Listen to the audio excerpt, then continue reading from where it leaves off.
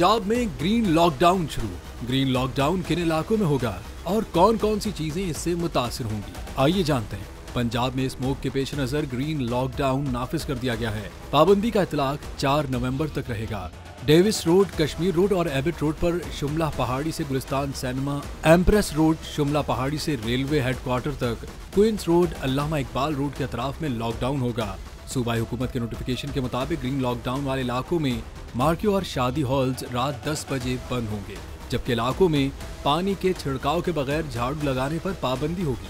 इसके अलावा लॉकडाउन वाले इलाकों में चिंगची रक्शे और कमर्शियल जनरेटर्स पर पाबंदी होगी और रेस्टोरेंट्स, बारबेक्यू पर भी रात 8 बजे के बाद पाबंदी होगी।